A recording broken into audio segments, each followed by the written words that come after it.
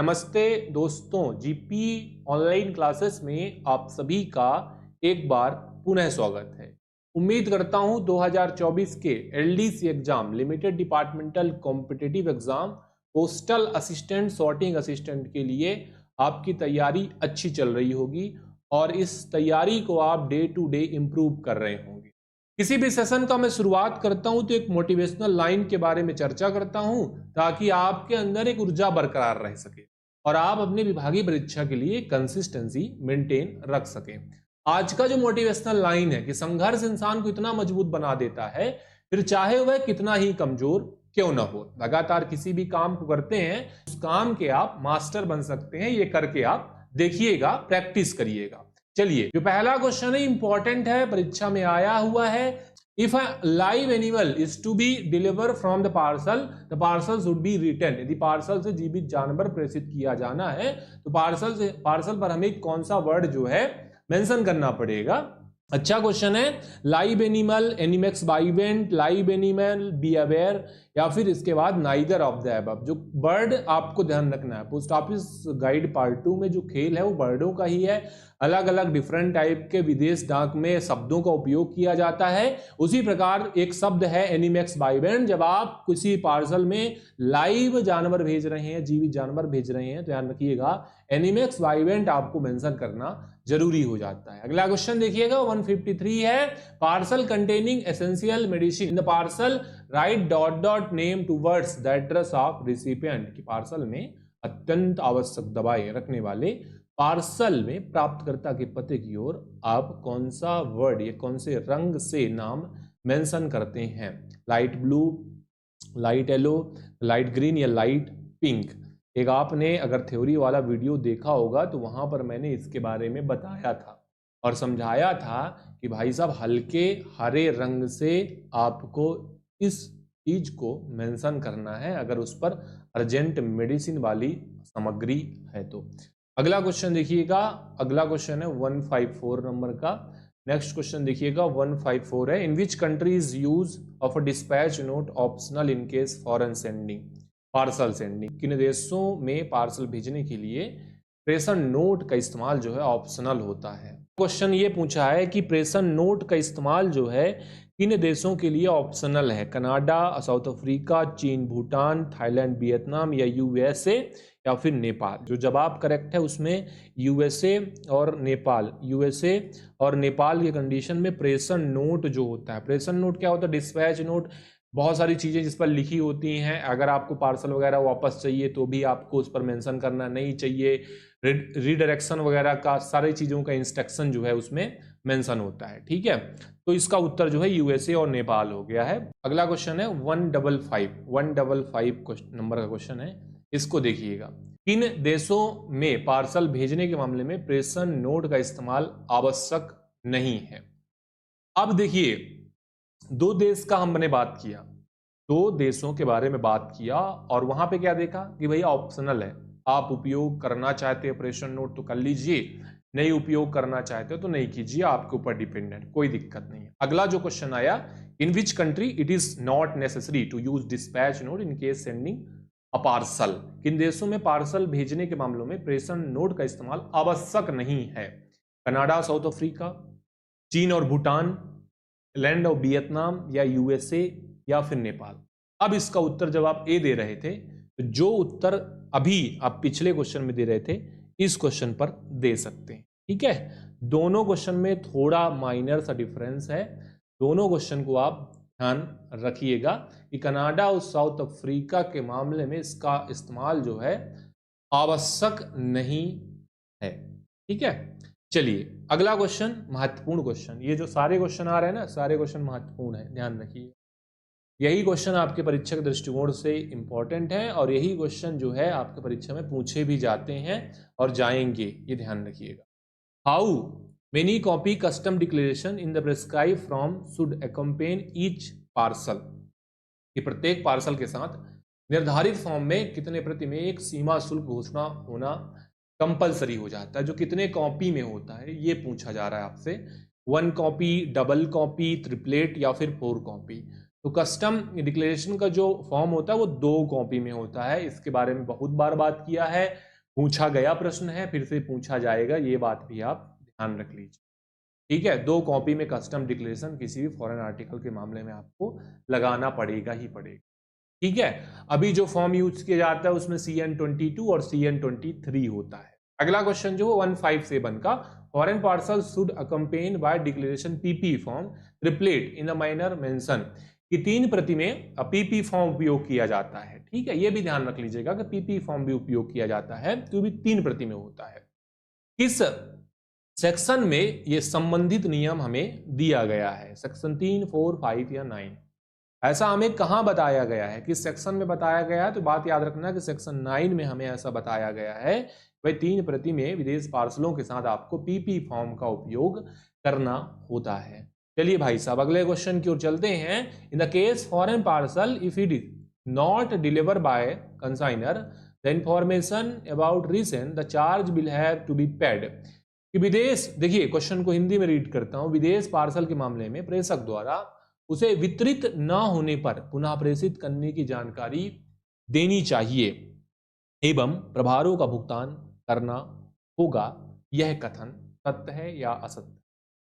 अगला question 158 number का है, स्टेटमेंट वाला क्वेश्चन है और स्टेटमेंट जो है बिल्कुल सही है। ठीक है, आपका पार्सल है, विदेश को जाएगा, तो जब आप मंगाएंगे तो भी उस पर चार्ज लगेगा, मतलब वो वापस आ रहा है, अनडिलीवर है भाई। अगर इंग्लैंड वाला है तो वापस आता तो कोई चार्ज नहीं लगता, फॉरेन के कंडीशन में वापस मंगाना है तो चार्ज लगेगा, इस बात को आप ध्यान रखिएगा। और वापस मंगाना है नहीं मंगाना ये आपके ऊपर ही डिपेंडेंट है, आपको डिस्पैच नोट वगैरह में लिख कर ही भेजना पड़ेगा। ठीक है, अगला जो क्वेश्चन है, प्रेषक किसी पार्सल को पुनः प्रेषित करने से मना करता है, पार्सल पर डॉट डॉट भाषा में या गंतव्य देश में बोली जाने वाली भाषा में लिखा होना चाहिए।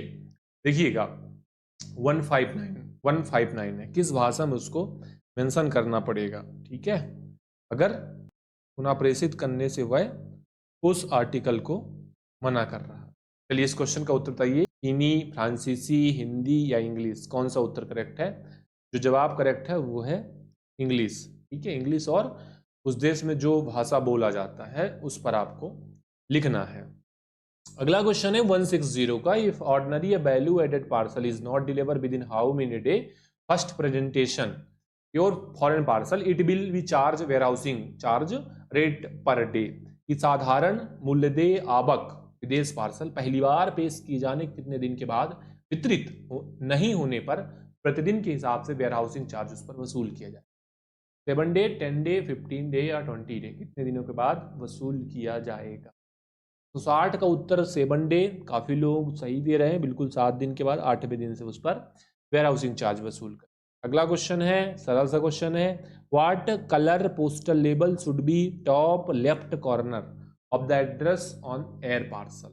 हवाई पार्सल पर पत्ते की तरफ बाएं कोने में। तो एक और जो पॉइंट आपको ध्यान रखना है परीक्षा के दृष्टिकोण से, कि भाई साहब पत्ते की तरफ बाएं कोने में जो आप लेबल लगा रहे हैं, हवाई लेबल नीले कलर का, उसको कहां पर लगाएंगे? पत्ते की तरफ बाएं कोने में। ठीक है, ये वाला भाग। तो हवाई जो लेबल है वो नीले रंग की ही उपयोग किए जाते हैं, बहुत बार ये क्वेश्चन किया है, इसीलिए क्वेश्चन आपके लिए सरल हो गया है। अगला जो है 162 है, 162 है, the sender foreign parcel can take back the parcel get the address change during dispatch. कि अगर कोई पार्सल प्रेषण के दौरान है, ट्रांसमिशन में है, तो क्या वह पते में परिवर्तन करा सकता है या वापस ले सकता है? स्टेटमेंट क्वेश्चन है, अब बोलना है कि भाई कथन जो है वो सही लिखा है, कथन गलत लिखा है। कोई भी पार्सल है जो कि ट्रांसमिशन में है, अब उसमें एड्रेस में बदलाव करना है या फिर उसको रिटर्न लेना है, बताइए। 162 बताइए। जो ए बोल रहे हैं बिल्कुल सही बोल रहे हैं, करा सकता है। ठीक है, any paper should be kept in foreign parcel as a personal letter. क्या क्वेश्चन बोला कि किसी विदेशी पार्सल में निजी पत्र के रूप में कोई कागजात रखे जाने चाहिए, क्या ऐसा पॉसिबल है? Any paper should kept in a foreign parcel as a personal letter. ये कथन statement is right, statement or wrong, which one is correct? Statement वाले क्वेश्चन एक्चुअली में होते ऐसे हैं कि आपको कुछ ना कुछ बताकर जाते हैं। स्टेटमेंट दिया है, अगर स्टेटमेंट आपने याद कर लिया, दिमाग में रख लिया, तो हो सकता है ये स्टेटमेंट क्वेश्चन डायरेक्टली इस तरह के क्वेश्चन ना आए, पर ये स्टेटमेंट जो है ऑप्शन में आपको देखने को मिले। जो परीक्षा में प्रश्न आए उसके ऑप्शन में देखने को मिले। भाई कोई भी पर्सनल कम्युनिकेशन नहीं जाएगा, पार्सल में कोई भी निजी दस्तावेज नहीं जाएगा। इसके बारे में मैंने आपको थ्योरी वाले वीडियो में अच्छे तरीके से बताया। जो अगला क्वेश्चन है वो 164 नंबर का, और पूछा यहाँ पे है कि if any non insurance parcel, ये कोई गैर बीमा पार्सल है, कंटेनिंग वैल्यूएबल आइटम, उस पर कोई मूल्यवान वस्तु है, what is which it is necessary to insurance, क्या उसके लिए हम कौन सा कार्यवाही करेंगे, कि रोक लिया जाएगा या फिर उसे डिस्ट्रीब्यूट नहीं किया जाएगा, बीमा पार्सल के तौर पर गंतव्य को भेजेगा, या फिर कोई भी उत्तर इसमें करेक्ट नहीं है। चलिए 164 है और कंडीशन ये है कि मूल्यवान वस्तु है, बीमा नहीं कराया, तब कौन सा कंडीशन उसके लिए एप्लीकेबल हो जाता है।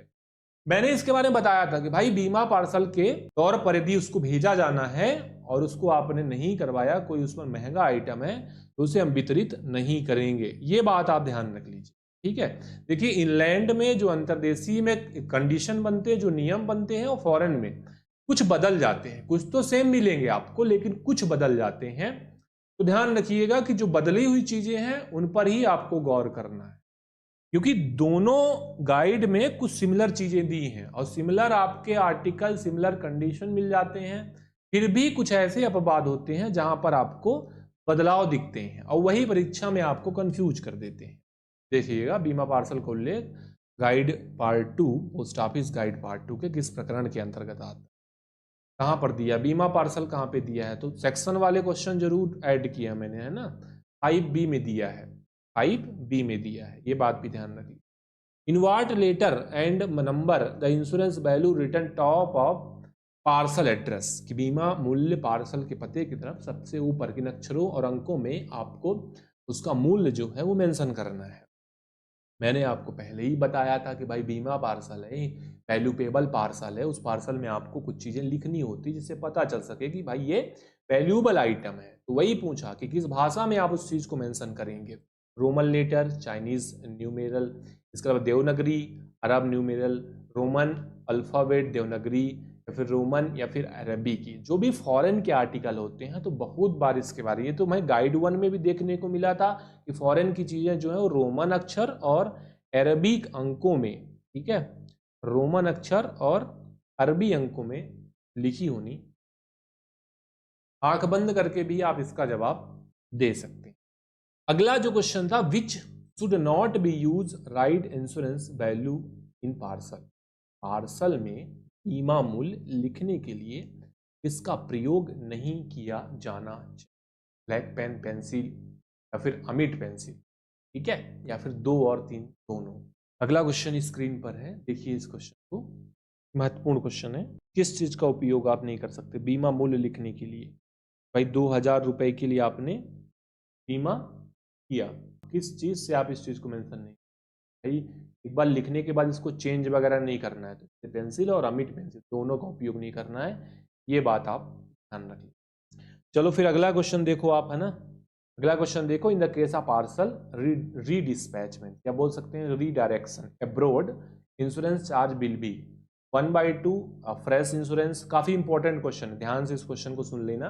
1/2 न्यू इंश्योरेंस फी, 1/4 या फिर no fee will be collected. क्या बोल रहा है कि कोई भी बीमित पार्सल है उसका रीडायरेक्शन किया जा रहा है, तो बीमा शुल्क आपको हर एक कंडीशन में नया देना पड़ेगा। याद कर लीजिएगा भाई, बहुत इंपॉर्टेंट है, पूछा गया है new insurance fee will be collected, प्रत्येक मामले में एक नया बीमा शुल्क लिया जाएगा। कान खोलकर ये बात सुन लीजिए और इस बात को अपने दिमाग पर डाल भी लीजिए। देखिए कि किन आर्टिकल का बीमा करवाना अनिवार्य है। बहुत बार क्वेश्चन आया है, गोल्ड कॉइन है, बुलियन है, करेंसी नोट है, बैंक नोट है, ये तीनों चीजें भेजेंगे, मतलब डी ऑप्शन करेक्ट है। ज्यादा इस पर जोर लगाना या ज्यादा टाइम वेस्ट करने का जरूरत नहीं है। अगला क्वेश्चन आपके स्क्रीन पर है, how much compensation is payable loss damage of content in case of insurance parcel. बीमा पार्सल है, उसके मामले में अंतर वस्तु की हानि के लिए मुआवजा कितना दिया जाएगा। Amount of actual loss of damage, मतलब जितना हानि हुआ है उतना, या फिर अमाउंट इंश्योर्ड, जितने का आपने बीमा कराया उतना, या फिर सी में क्या बोला, the amount of loss damage which is actually been cause but the amount shall be payable extend that amount insured shall be, कि जितने की हानि हुई है किंतु यह रकम उस सीमा तक दे होगी जितने का बीमा करवाया गया था। ध्यान रखिए ऑप्शन सी जो है इसका करेक्ट जवाब हो जाए। चलो फिर अगला देख लो 174 का, in which case compensation will not be paid loss of parcel. बहुत इंपॉर्टेंट है ये क्वेश्चन, काफी इंपॉर्टेंट, थोड़ा कुछ समझना है। जो पॉइंट आपको मैं बताऊंगा मतलब ऑप्शन में पढ़ूंगा उनको भी ध्यान रख लीजिए, किन मामलों में आपको क्षतिपूर्ति या मुआवजा नहीं मिलेगा, कंपनसेशन नहीं मिलेगा। तो content where loss of content due the careless of the sender, कि भाई जो सेंडर है उसकी लापरवाही से नुकसान हुआ है, हम आपको कंपनसेशन नहीं देंगे। पहला ध्यान रखिए, कोई भी पार्सल जो है जो युद्धबंदियों के द्वारा, युद्धबंदी व्यक्ति को भेजा गया है, तब भी हम उसका आपको कंपनसेशन नहीं देंगे। तीसरा कंडीशन है कि गवर्नमेंट के रिकॉर्ड जो है डिस्ट्रॉय कर दिए गए हैं, इस कंडीशन में भी कंपनसेशन नहीं देंगे। तो इसके अलावा भी कुछ पॉइंट हैं, उन पॉइंट को आप हमारे डिटेल वीडियो में पढ़ सकते हैं। लगभग 8-9 पॉइंट मैंने वहां पे बताए थे कि इस मामले में आपको कंपनसेशन नहीं दिया जाता है, जिसमें से 3 पॉइंट अभी बता दिया, बाकी वहां से भी जाके देख लेना, वो सारे इंपॉर्टेंट। अगला जो क्वेश्चन है 175 है, द मीनिंग ऑफ फ्रॉन्क द द्रुग, बताइए इसका मतलब क्या होता है। जो शब्द आपकी स्क्रीन पर में लिखा हुआ है उसका विदेश फ्रांक में मतलब क्या होता है, free of charge, with charge, या फिर अगला जो ऑप्शन है वो भी फ्री ऑफ चार्ज है, और ऑल ऑफ द अबव। कहीं पर ये बात आपको लिखा हुआ मिले तो कई सारी चीजें हैं। देखो मैं थोड़ा रिवीजन तो करवाता हूं। ये पारेबियन लिखा है तो मतलब हवाई डाक से, सीकोग्राम कहीं लिखा मिले तो इसका मतलब है अंधसाहित्य पैकेट। अभी आपने देखा कि भाई अगर फांग द दुबरा लिखा है तो इसका मतलब होता है फ्री ऑफ चार्ज। ठीक है, तो गाइड 2 में जो भी चीजें दी गई है इसमें से 1 से 2 क्वेश्चन जरूर पूछ लेता है। ये वर्ड वाला है, इसमें से 1-2 क्वेश्चन जरूर पूछ लेता है। और मैंने अपने जो डिटेल वाला पीडीएफ था ऑल इन वन प्रिंट करने वाला, गाइड 2 का बोल रहा हूं, उसके पहले ही स्लाइड में इसको ऐड किया था। एनिमेक्स बाइवेंट लिखा है उसका मतलब है जीवित जानवर भेजा जा रहा है। तो इन चीजों को याद करना बहुत इंपॉर्टेंट है। अगला जो क्वेश्चन है 176 नंबर का है, inward foreign parcel remitted to a place within land postal service within same post office delivery area within the same postal city, redispatch fee will be taken will not be taken. क्या सवाल है, अगर समझ में नहीं आया तो एक बार और मैं हिंदी से पढ़ता हूं, देखिएगा कि अंतर्देशीय डाक सेवा के भीतर बात समझिएगा। किसी स्थान को प्रेषित पुनः प्रेषित आवक विदेश पार्सल यदि एक ही डाकघर वितरण क्षेत्र एक ही डाक शहर के अंदर है तो पुनः प्रेषण शुल्क जो है वो विल नॉट बी टेकन, ये नहीं लिया जाएगा। ठीक है, चलो अगला देखो 177 और VIP question, very important question, पूछा गया क्वेश्चन पूछा जाए। कुछ क्वेश्चन जो आज के मिले हैं वो बहुत इंपॉर्टेंट है, क्योंकि परीक्षा में ये सारे क्वेश्चन जब मैंने 4 साल के पेपर एनालिसिस किए हैं ना तो उन पर देखें कि रिपीट होते हैं, इसीलिए इन क्वेश्चनों पर मैं आपको थोड़ा जोर देके समझाने का प्रयास कर रहा हूं। देखिए क्या बोल रहा है, for parcel whose content are packed by post office for the safety of content how many time will the repacking charge divide entire consignment. ऐसे पार्सल जिनकी अंतर वस्तु की सुरक्षा के लिए डाकघर द्वारा पैकिंग की जाए तो रिपैकिंग चार्ज पूरे प्रेषण में कितने बार वसूल किया। जवाब ए करेक्ट है। ठीक है, केवल एक बार ही ये चार्ज वसूल। चलिए अगला क्वेश्चन देखिएगा, हवाई पार्सल में पते की तरफ मैंने बताया था अभी पिछले क्वेश्चन में, अभी तो ये क्वेश्चन आया था कि एक विशेष नीला हवाई लेबल लगाया जाता है, तो वो कहां पे लगाया जाता है, left corner, right corner, between, willow. मैंने बताया था कि ये लेफ्ट कॉर्नर बाएं साइड में लगाया जाता है, और वहां पर मैंने ये भी बताया था कि नीले कलर का होता। ये क्वेश्चन थोड़ा सा इजी हो गया और ज़्यादा टाइम भी वेस्ट नहीं करेंगे, अगले क्वेश्चन में डायरेक्ट हम टारगेट करेंगे। चलिए, who is allowed import export gold currency note gold coin after obtaining a licence. कि भाई अगर आप फॉरेन पोस्ट में ये चीज़ें भेज रहे हैं तो आपको लाइसेंस लेना पड़ेगा। इंडियन गवर्नमेंट, पोस्टल सेक्रेटरीज या फिर रिजर्व बैंक ऑफ इंडिया या all of the above? Which one is correct? तो आरबीआई का लाइसेंस, इन सभी मामलों में आपको आरबीआई से लाइसेंस लेना जरूरी हो जाता है जब आप गोल्ड कॉइन या फिर नोट ये सभी चीजें आप भेज रहे हैं। चलिए, compensation will not be paid in case of loss damage of parcel unless the consignor has inquiry. बताया था, पहले ही बताया था कि आपने मनी ऑर्डर संबंधित कंप्लेन करना है तो जिस दिन आपने इशू हुआ है उस दिन से लेकर 1 साल तक, अगर कोई भी आपका आर्टिकल है, पत्र है, पार्सल है, तो जिस दिन आपने पोस्ट किया उसके अगले दिन से 1 साल तक आप उसके बारे में इंक्वायरी या कंप्लेन कर सकते हैं। तो फॉरेन की कंडीशन में 1 साल ही है, उसके पहले जो बातें बताई वो भी आप ध्यान रख सकते हैं। Under which section inward parcel are received from abroad then their delivery will be made recipient without any charge. किस योजना के अधीन डॉट डॉट प्राप्त हो तो कोई प्रभाव लिए बिना ही उनकी डिलीवरी पाने वाले को कर दी जाती। बताइए, आबक पार्सल या फिर जाबक, फॉरेन पार्सल, इंटरनेशनल पार्सल? 183 है, 183 करेक्ट जवाब जो हो जाएगा आबक पार्सल। अगर आबक पार्सल पर डिलीवरी जो है वो फ्री में भी कर दी जाती है अगर ऐसा उस पर मेंशन किया गया है। चलिए, where can I book foreign parcel foreign country? विदेशों के लिए कहाँ पे बुक कराया जा सकता है? HO, SO, BO, the post office which is authorise to accept foreign parcel. ऐसा डाकघर जो इस पार्सल को स्वीकार करने के लिए प्राधिकृत हो। सर तो इसका डी ही होगा। प्रोडक्ट एंड सर्विस में भी ये क्वेश्चन हमको मिला था, डिपार्टमेंटल पोस्ट ऑफिस ही ऐसा काम कर सकता है। चलिए, 185 है, पार्सल का लंबाई, इंटरनेशनल पार्सल था, लंबाई मैंने बताया था 1.05 मीटर, और इसके अलावा जो आपका अंतर्देशीय है उसका 1 मीटर।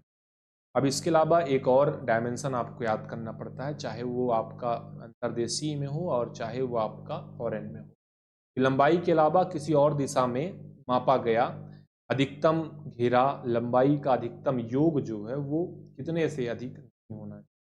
1 मीटर, 1.05, 2 मीटर या 2.5। जो डायमेंशन है वो परीक्षा में बहुत बार रिपीट हो, इंपॉर्टेंट चीज़ें हैं।